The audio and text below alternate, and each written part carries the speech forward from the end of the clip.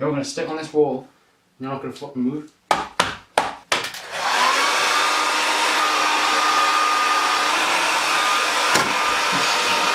Fuck! And you're actually drawing them on.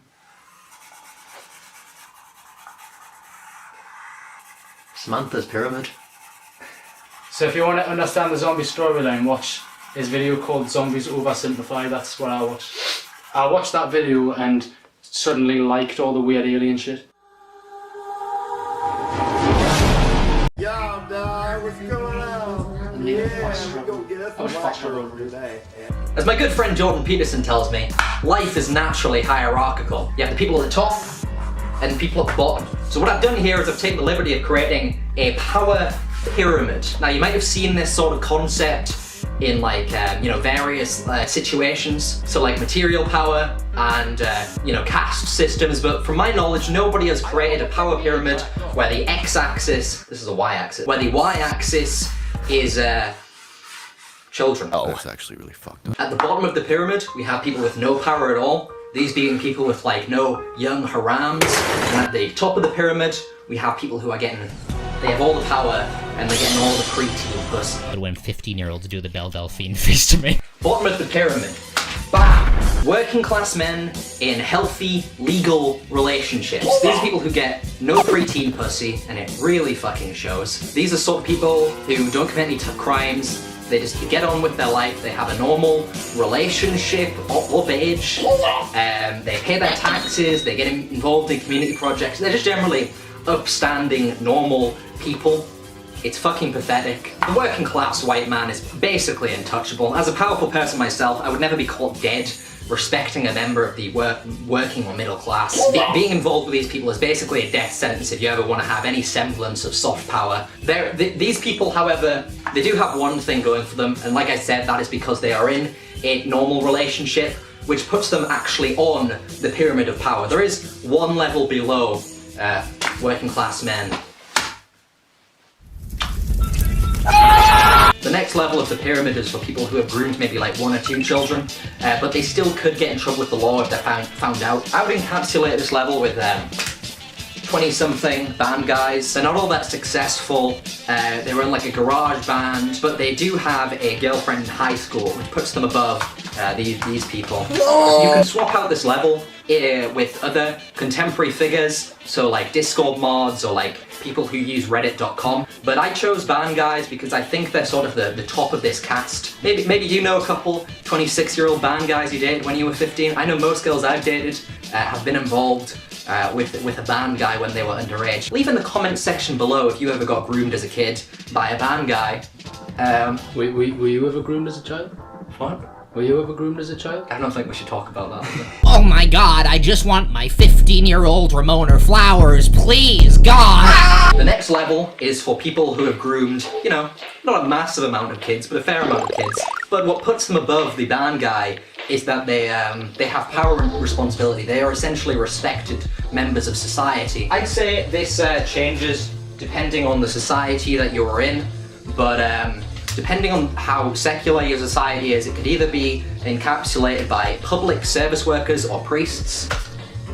A lot of people don't know this. A lot of people don't give teachers love. That they all focus on the Catholic Church, but in actuality, teachers commit a lot more child sex crime in Western countries than priests. So, thank you to all our teachers. Keep sending your children to public school, by the way. Very important, vital, formulative experience for them to be groomed by the gym teacher.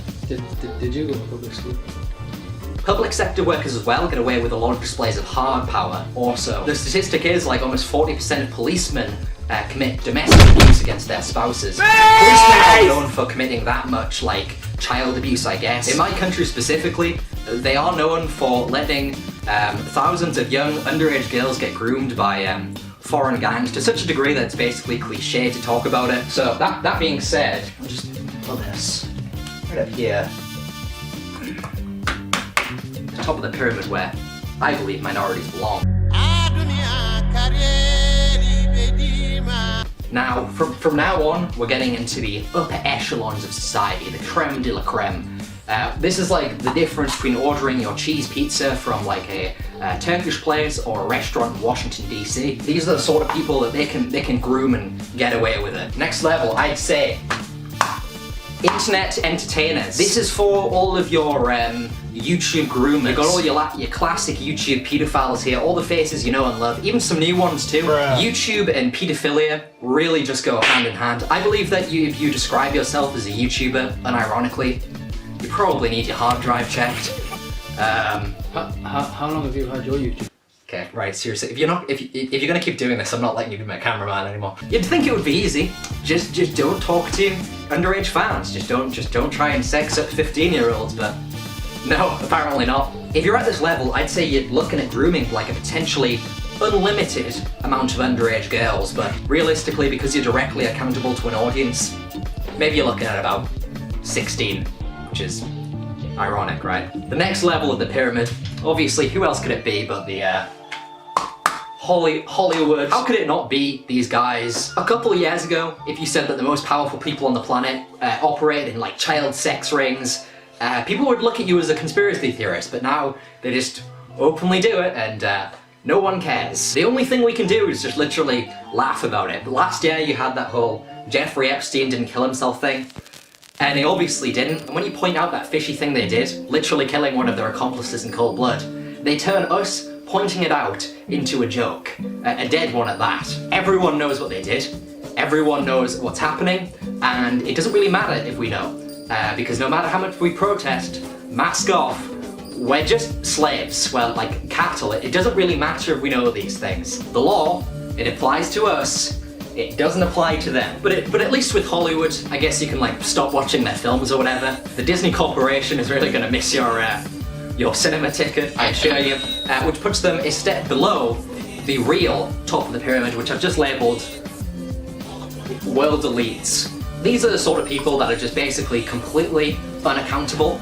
I started off this video saying that we had just had an election where both of the candidates were basically open nonces, and they still got more votes than any candidate in any presidential election ever. You know, and what does that say about us? A white chick says the N-word on Twitter, we're able to move mountains to make sure everything negative happens to her bar death. But when it comes to our leaders, we just can't wait to pick which paedophile we're gonna give access to nuclear weaponry. And you wanna know what's completely fucked? Me making this sort of video, a video that is supposed to point out how ridiculous all this shit is guaranteed to get more flack than the people who actually engage in this activity. I might get my platform deleted for making this video, I might lose my job, I might get arrested, and these people who actually engage in the activity, they won't. And the reason why is because it's painful in the mind of the powerless when you point out these sort of contradictions. We follow their laws, we pay their taxes, and we live in the consequence of the system that they have built. Meanwhile, they don't follow the law, they don't pay taxes, and they live in completely wealthy bubbles, completely free of the consequences of the system they built. Just a reminder, the law is supposed to be an arbiter of our will, and if it isn't being enforced, why have the middleman at all?